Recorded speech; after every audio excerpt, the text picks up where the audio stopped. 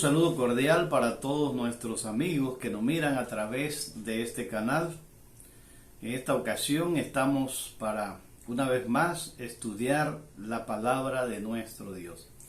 Y en esta oportunidad queremos estudiar pasaje basado en Joel capítulo 2 versículo 23, donde la palabra de Dios nos dice: vosotros también, hijos de Sión, alegraos y gozaos en Jehová, vuestro Dios, porque os ha dado la primera lluvia a su tiempo y hará descender sobre vosotros lluvia temprana y tardía como al principio. Para el pueblo de Israel en Canaán, las lluvias eran un factor determinante.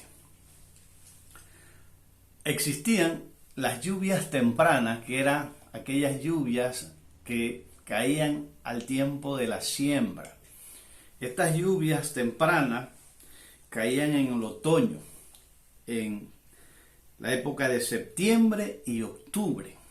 Esta lluvia era determinante para que al sembrar pudiese haber una buena germinación y el plantío pudiese desarrollarse correctamente. Luego, en la época de la primavera, que corresponde al mes de marzo y abril, caían lo que era la lluvia tardía. Aquellas lluvias maduraban la cosecha y era lo que garantizaba el alimento para los pobladores de Israel en Canaán. Acá en la palabra de Dios se toma el valor de estas lluvias en un simbolismo y se hace una comparación con esas lluvias con el Espíritu Santo de Dios. En el plano espiritual, así como esas lluvias eran especiales, muy importantes, para que hubiese una buena cosecha, ya que de allí dependía la alimentación del pueblo. Para el pueblo de Dios en estos últimos días, tenemos que entender que la gran necesidad de cada uno de los miembros del pueblo de Dios es ser llenados de la lluvia del Espíritu Santo de nuestro Dios. Quiero leerles una cita que está en el libro Evento de los Últimos Días. En la página 187 nos dice: así como el rocío y la lluvia caen al principio para que la semilla germine y luego para que la cosecha madure, se da el Espíritu Santo para que lleve a cabo a través de su etapa el proceso de crecimiento espiritual. Lo mismo que esas lluvias tempranas, el efecto que surtían para el desarrollo de aquellas plantas, se compara la obra del Espíritu Santo en la vida del creyente, para que a través de ese proceso espiritual podamos tener un crecimiento y desarrollo normal. Sigue diciendo la cita: la maduración del grano representa la terminación de la obra de la gracia de Dios en el alma. Mediante el poder del Espíritu Santo, se ha de perfeccionar en el carácter la imagen moral de Dios. Debemos ser totalmente transformados a la imagen de Cristo. Noten, mis amigos, lo que esta cita nos está diciendo. En el contexto de la siembra, la lluvia es fundamental para la germinación, crecimiento, venga el fruto y luego la maduración de la semilla para ser cosechada. En el plano espiritual, entonces, el Espíritu Santo es la base fundamental y es la esperanza del pueblo de Dios para que ese proyecto de Dios se pueda cumplir en nosotros y podamos ser realmente cosechados para el granero celestial. ¿Y cuál es el propósito de nuestro Dios? Perfeccionar en el carácter la imagen moral de Dios. Debemos ser transformados a la imagen de Cristo. Esto es lo que es realmente el plan de salvación. Y el Espíritu Santo es el único que puede hacer esa labor posible en la vida de todo creyente. Nosotros tenemos que entender entonces cuál es la posición o el deber que nosotros debemos de cumplir, buscar en este proyecto de restauración de la imagen de Dios en el hombre. El salmista David tenía un concepto claro acerca de esta realidad. Y él decía en el Salmo 51:10, crea en mí, oh Dios, un corazón limpio y renueva un espíritu recto dentro de mí.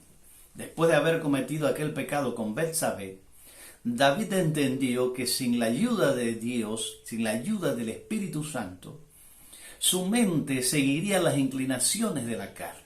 Y es lo que todo creyente debemos de entender. Necesitamos una mente nueva, un corazón de carne, y que este corazón de piedra sea quitado. De lo contrario, seguiremos con nuestras inclinaciones pecaminosas siempre hacia lo malo.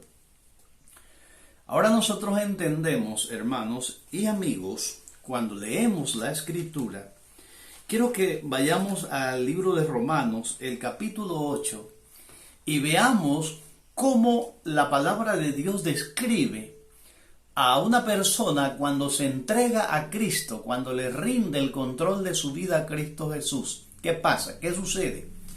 Dice en Romanos 8:1, ahora pues ninguna condenación hay para los que están en Cristo Jesús. ¿A qué condenación? La palabra de Dios dice que la paga del pecado es la muerte. Pero en Jesús tenemos perdón de nuestros pecados cuando nos entregamos por la fe a nuestro Dios para que Él tome el control en nuestras vidas.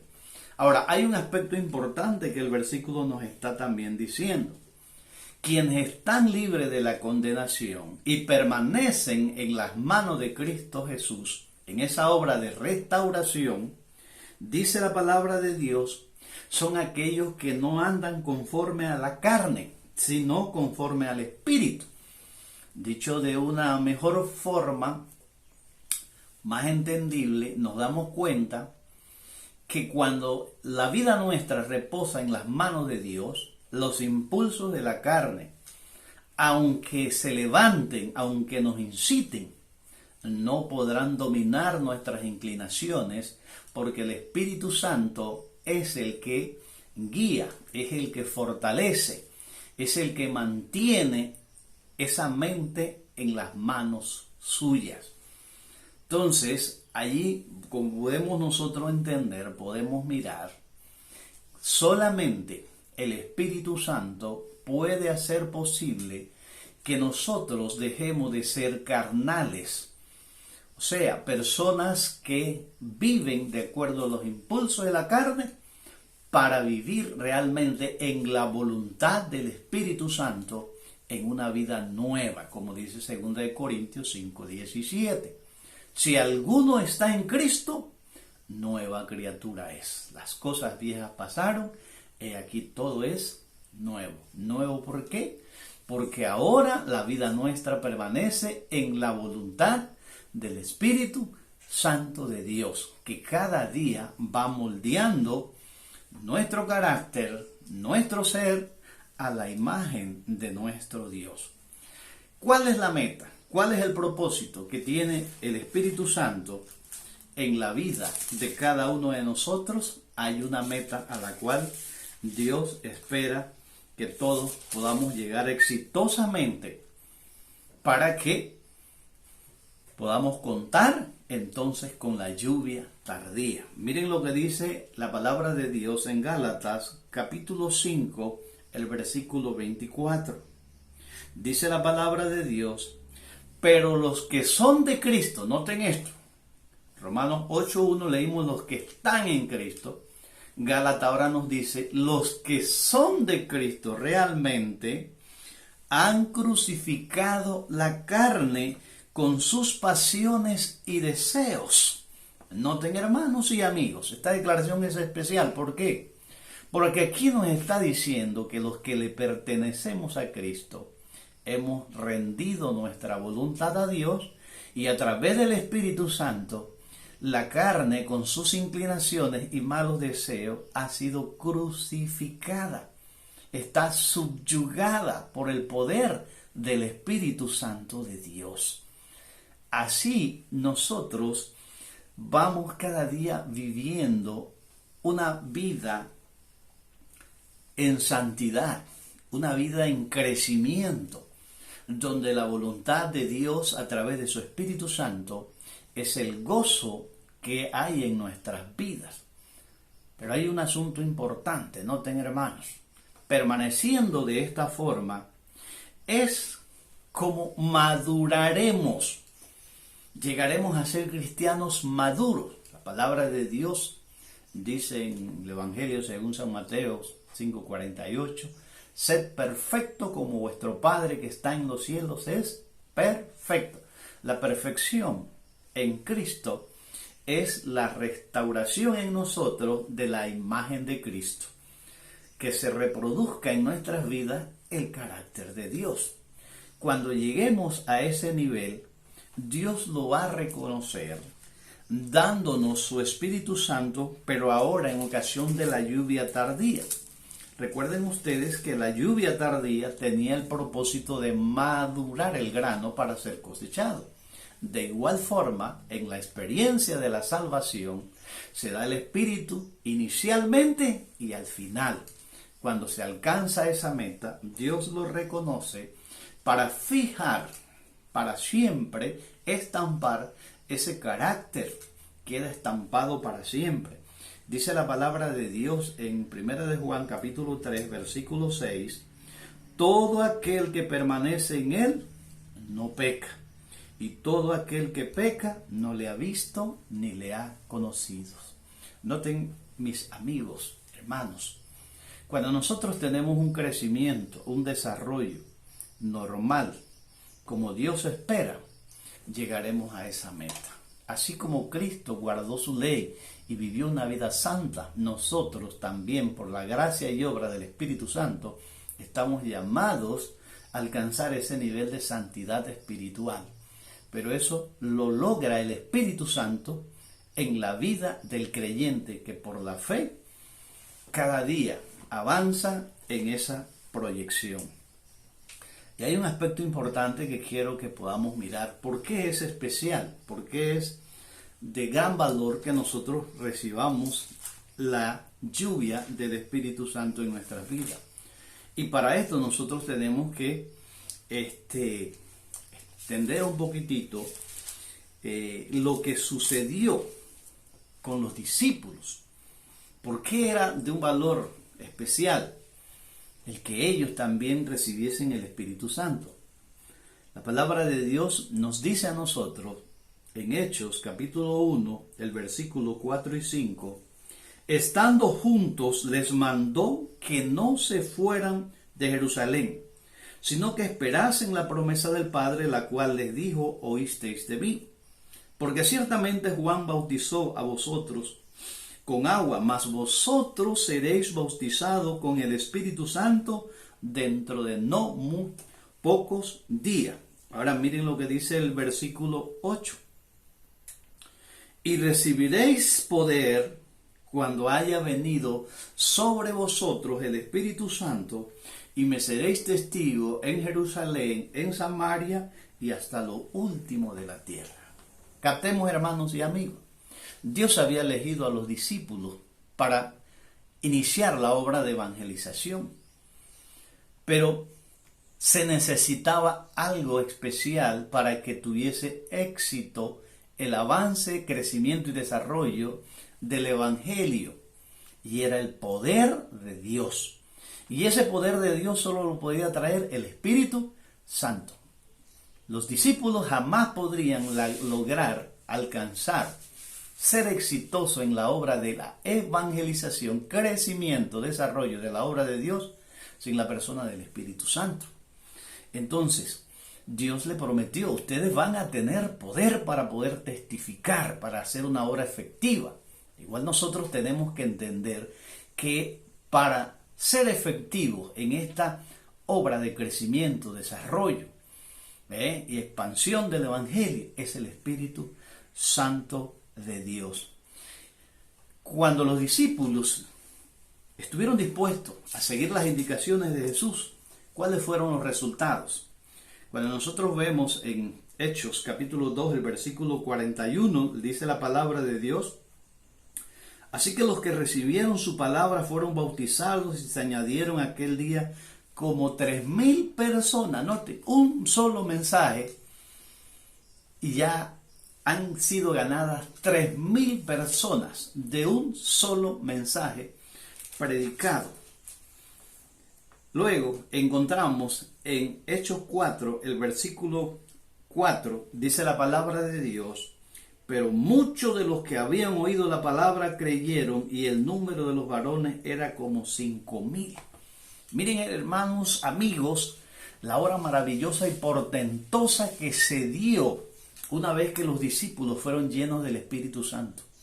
Era el Espíritu de Dios el que obraba en medio de los discípulos, y la palabra era predicada con poder. Las conversiones se daban por miles, multitudes eran convencidos, eran contristados, sentían la experiencia de un arrepentimiento sincero. Y vemos nosotros en 2 predicaciones 8,000 personas, noten ustedes, ganadas para el reino de Dios. Jamás los discípulos hubiesen podido alcanzar estos éxitos, estos triunfos en medio de la persecución, en medio de esos tiempos difíciles, sin la ayuda del Espíritu Santo. En el libro Hechos de los Apóstoles, la página 39 y 40, dice la mensajera del Señor: la iglesia veía fluir a ella conversos en todas las direcciones. Los apóstoles se reconvertían. La ambición de los creyentes era revelar la semejanza del carácter de Cristo y trabajar para el engrandecimiento de su obra. Noten, mis amigos, cómo la iglesia, cómo ese grupo había cambiado. Antes era un grupo que estaba allí en divergencias, en pleitos, divisiones, porque uno quería estar al lado derecho de Jesús, el otro al izquierdo, y había una serie de situaciones. Pero ahora que el Espíritu Santo había sido derramado, la ambición de los creyentes era revelar la semejanza del carácter de Cristo y trabajar para el engrandecimiento de su reino. ¿Cuándo vendrá ese sentir sobre cada uno de nosotros como hijos de Dios? Muchas veces estamos como los discípulos, en pleitos, en divisiones. Yo quiero el mejor lugar, yo quiero el mejor puesto, yo quiero ser reconocido. La pregunta entonces sería: ¿cuántos anhelamos que la semejanza de Cristo se pueda plasmar en nuestro carácter y el mundo pueda ver a través de cada uno de nosotros un Cristo viviente? ¿Cuántos de nosotros anhelamos realmente ayudar, ser instrumento de ayuda para el crecimiento del reino de Dios? Vale la pena entonces analizar qué hicieron los discípulos para llegar a ese nivel espiritual. ¿Qué tuvieron que hacer para llegar a ese nivel espiritual? Y cuando nosotros analizamos, cuando leemos más bien el libro Hechos de los Apóstoles, la página 29 y la 30, nos dicen una declaración especial, muy contundente. Mientras los discípulos esperaban el cumplimiento de la promesa, humillaron sus corazones con verdadero arrepentimiento y confesaron su incredulidad. Oraron con intenso fervor, pidiendo capacidad para que al encontrarse con los hombres y en su trato diario hablar palabras que pudieran guiar a los pecadores a Cristo. Poniendo aparte toda diferencia, todo deseo de supremacía, se unieron en estrecho compañerismo cristiano. Aquí está, hermanos y amigos. Y esto es una invitación, esto es una lección para nosotros. Primer paso fue la humillación. Segundo paso, el arrepentimiento. Había pecados, habían cosas que impedían que el Espíritu Santo obrase poderosamente en ellos. Como hoy pueden estarse dando esas mismas cosas. Luego los discípulos confesaron su incredulidad y oraron con intenso fervor. Dice la palabra de Dios que lo que más anhelaban era ser capacitados para que al hablar con las personas pudiesen decir las palabras que aquellas personas necesitaban escuchar, palabras que fueran como saetas, que se clavaran en sus conciencias y pudieran despertar a esas personas de ese sueño de la muerte, despertar a un sueño, a una realidad viviente. Y eso era lo que sucedía, porque ahora el Espíritu Santo estaba obrando. Pusieron aparte toda la divergencia, todo problema, toda división, todo aquello que impedía la presencia del Espíritu Santo y uniéndose en estrecho compañerismo. Aquí está el camino señalado para nosotros hoy en día. Queremos ser poderosos en la predicación, queremos tener la certeza de que el Espíritu Santo está también obrando en nuestros corazones. Humillémonos. Con verdadero arrepentimiento, abandonemos aquellas faltas que sabemos que a Dios le ofenden y estemos dispuestos a hacer esa gran obra de llevar el Evangelio de salvación. Los discípulos se humillaron, nosotros también necesitamos humillarnos de todo corazón y unirnos en un estrecho compañerismo con un solo equipo, avanzar hacia la meta que Dios nos ha fijado. La mensajera del Señor en el libro Deseado de toda la gente, la página 64, ella nos dice: la predicación de la palabra sería inútil sin la continua presencia y ayuda del Espíritu Santo.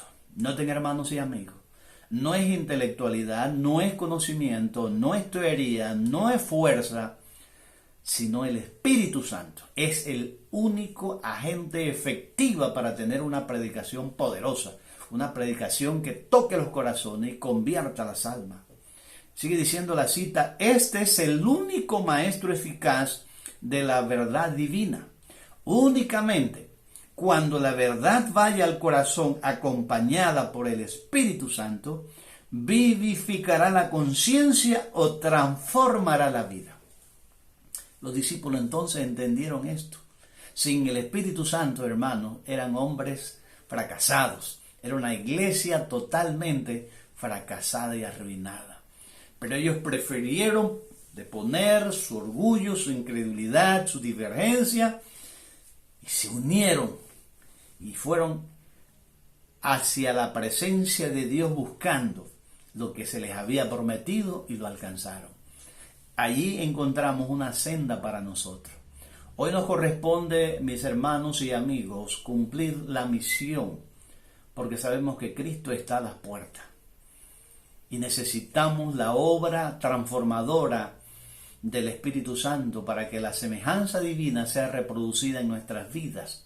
De esta manera poder salir con éxito a buscar las almas que Cristo necesita traer a su redil y pronto Él pueda volver a buscar a su iglesia. Ahora, el espíritu de profecía nos dice que al igual que los discípulos, hoy nos corresponde a nosotros cumplir con las condiciones en virtud de las cuales Dios ha prometido su Espíritu Santo. Y si esas condiciones no se cumplen, mis hermanos y amigos, entonces nosotros estamos en serios problemas. Dice Joya de los Testimonios, el tomo 2, la página 69. Nos toca a nosotros remediar los defectos de nuestro carácter. Hermanos y amigos, y el carácter nuestro está compuesto por nuestros pensamientos, nuestros sentimientos y nuestras acciones. Y cuando las miramos, ¿qué encontramos? Actitudes carnales.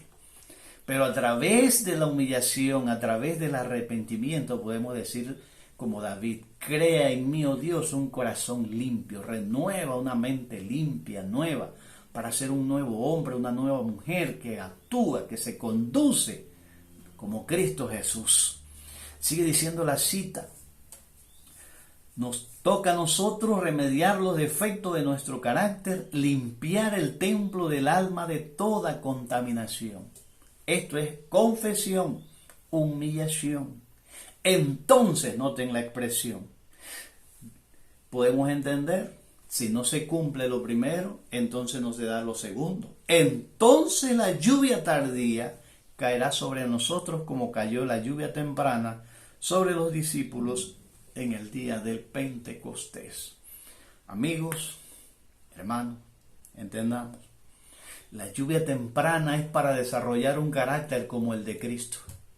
La lluvia tardía viene a estampar, a fijar ese grano para siempre.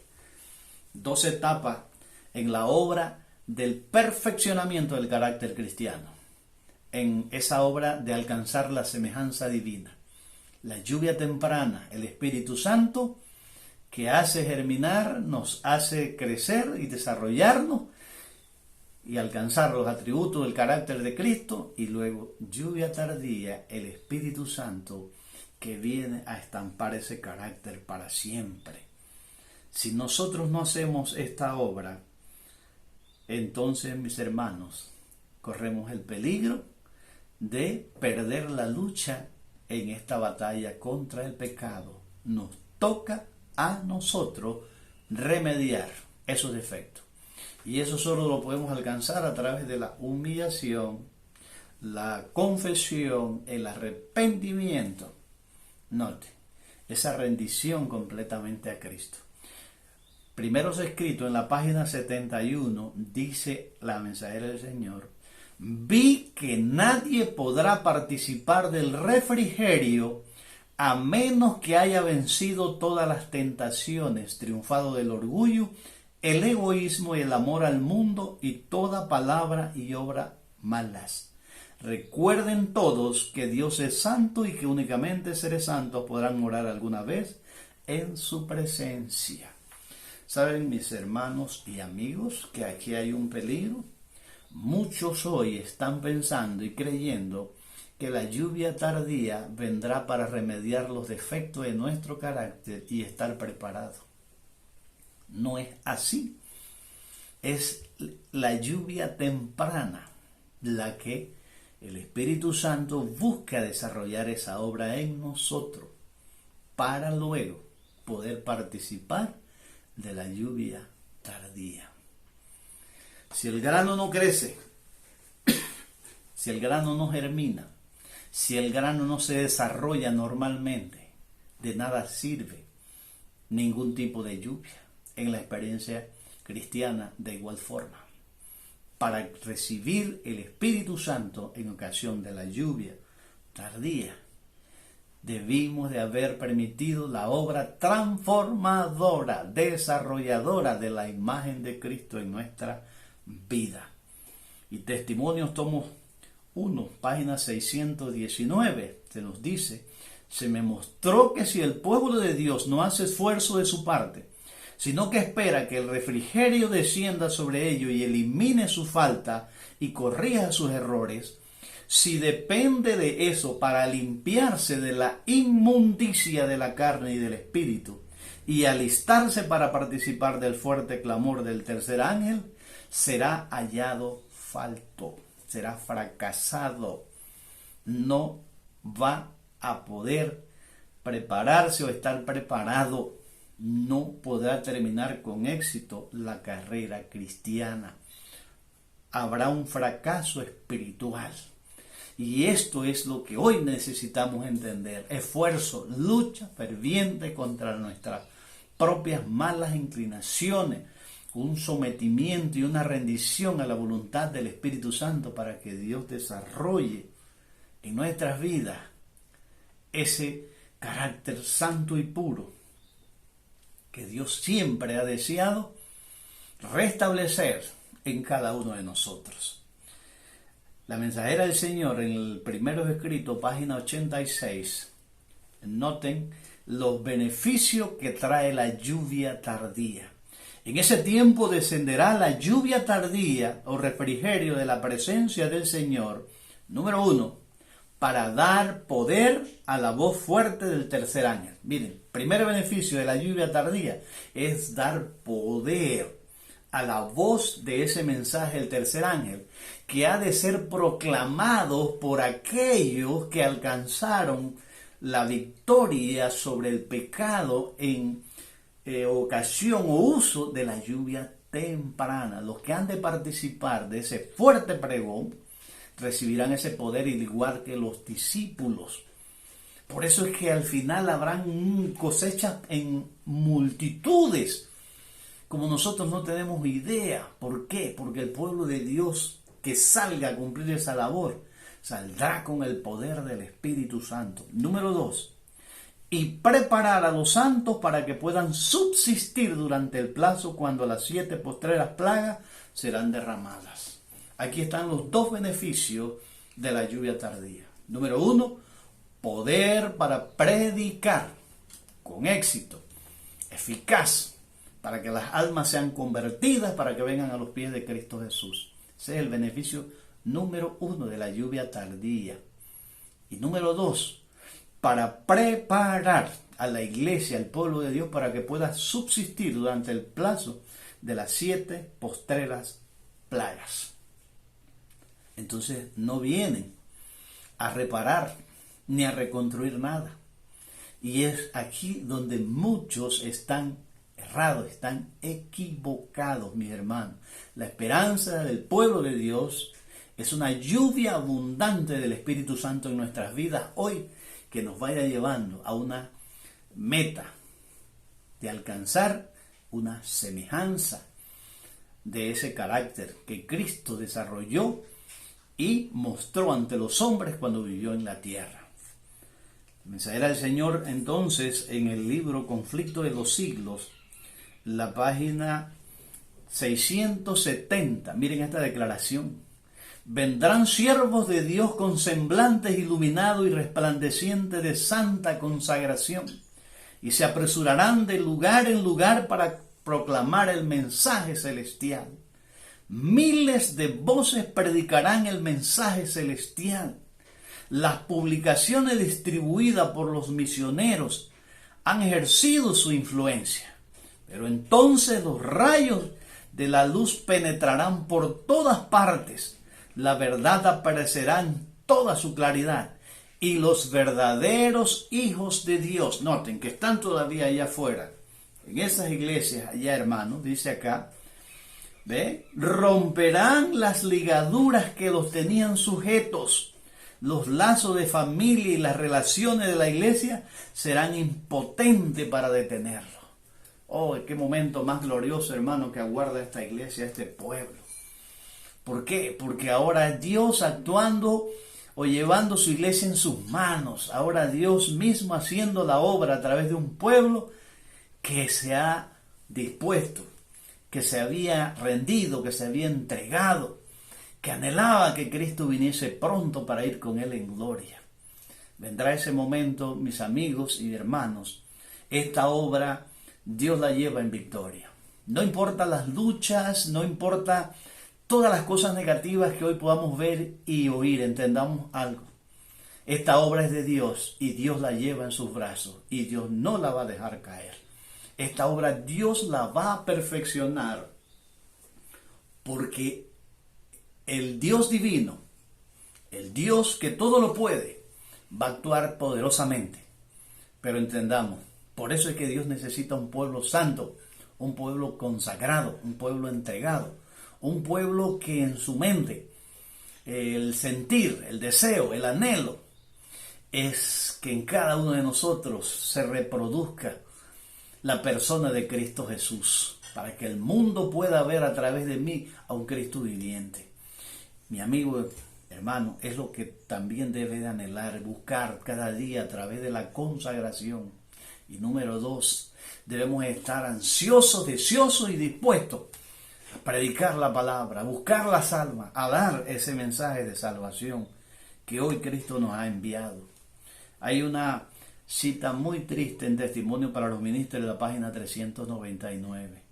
Podemos estar seguros de que cuando el Espíritu Santo sea derramado, los que no recibieron ni apreciaron la lluvia temprana, no verán ni entenderán el valor de la lluvia tardía. Qué triste, mis hermanos y amigos. Y esto es algo que es muy peligroso.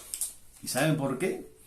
Porque la palabra de Dios nos dice que precisamente, así como está en esta cita, se va a dar una experiencia dentro del pueblo de Dios. Y quizás mucho les sorprenda. Para ello nosotros podemos leer lo que dice Mateo 25. Mateo 25, la parábola de las 10 vírgenes, ilustra dos tipos de cristianos. A un cristiano se le llaman las prudentes, a otros se le llaman los fatuas. Los prudentes llevan aceite en su vasija más una provisión extra. Las fatuas se conformaron con el aceite inicial. Recuerden que el aceite es un símbolo del Espíritu Santo de Dios. Y salen a recibir al esposo. Pero la palabra de Dios nos dice en el verso 5 de Mateo 25 que el esposo se tardó. Tardándose el esposo, dice la palabra, todas las vírgenes cabecearon y se durmieron. Esa es la condición como hoy nos encontramos como pueblo de Dios, dormitando, soñando con cosas que lamentablemente no deben de estar pasando. Pero dice la palabra de Dios, y a la medianoche se oyó un clamor. He aquí viene el esposo, salid a recibirle. Note, ese clamor se conoce como el clamor de medianoche. Es el último llamado de misericordia que Dios hace al mundo a través de aquellas vírgenes que reciben la lluvia tardía. Aquellas que mantienen consigo el aceite extra, que buscaron esa presencia del Espíritu Santo. Dice la palabra de Dios, versículo 7, entonces todas aquellas vírgenes se levantaron y arreglaron sus lámparas. Miren ahora, y las insensatas dijeron a las prudentes, danos de vuestro aceite porque nuestras lámparas se apagan. Mas las prudentes respondieron diciendo, para que no nos falte a nosotras y a vosotras, id más bien a los que lo venden y comprad para vosotras mismas. Versículo 10, pero mientras iban a comprar, vino el esposo y las que estaban preparadas entraron con él a las bodas y se cerró la puerta. Qué triste, mis hermanos, qué triste, mis amigos. Aquí vemos entonces que dentro del pueblo de Dios se ha de dar una experiencia terrible, muy triste. Pueblo de Dios dividido en dos grupos, vírgenes fatuas, vírgenes prudentes. Unas reciben el aceite del Espíritu Santo inicial y las otras también. Pero unas no recibirán el aceite extra y las otras, las prudentes, sí lo recibirán. Cuando llega el momento de recibir al esposo, que toda la iglesia se levanta y se reaviva, 5, aquellas que no habían apreciado el valor de la lluvia temprana, ahora tratan a salir para poder arreglar el problema, para que arreglar la situación existente de pobreza espiritual. Pero dice la parábola que mientras que fueron a buscar ese aceite, llegó el novio y las que estaban preparadas, vírgenes prudentes, esas que hoy buscan fervientemente esa meta, alcanzar la semejanza de Cristo Jesús, al estar preparadas, dice, entraron con él, esposo a las bodas, y la puerta de la misericordia se cierra. La puerta de la oportunidad. Noten. Y después llegaron las otras vírgenes, las fatuas, Señor, Señor, ábrenos. Demasiado tarde. Hay una lección muy, muy triste que nosotros tenemos que aprender, mis hermanos. Y amigos, ¿cuál es? Esfuerzo, lucha perseverante. Servicio Cristiano, la página 283 nos dice, los que no hacen esfuerzos decididos, sino que simplemente esperan que el Espíritu Santo los fuerce a obrar, perecerán en las tinieblas. No habéis de sentaros tranquilamente y permanecer ociosos en la obra de Dios. Noten, mis amigos, hoy es tiempo de buscar ese proyecto, ese anhelo, ese ideal de Dios. Buscar la semejanza divina. ¿Cómo lo alcanzamos? A través de nuestra consagración, de nuestra entrega, de nuestra relación estrecha con Dios. Así que esto nos ayuda a entender el mayor peligro que la iglesia y el pueblo de Dios tiene presente hoy en día es sacrificar lo importante en el altar de lo urgente. No se lo olvide. ¿Y cómo es esto? Lo más importante para nuestra vida es ser llenados de la persona del Espíritu Santo. Darle lugar a que el Espíritu Santo pueda desarraigar, subyugar nuestra naturaleza carnal, desarraigar nuestros malos rasgos de carácter y plantar los rasgos del carácter de Cristo Jesús.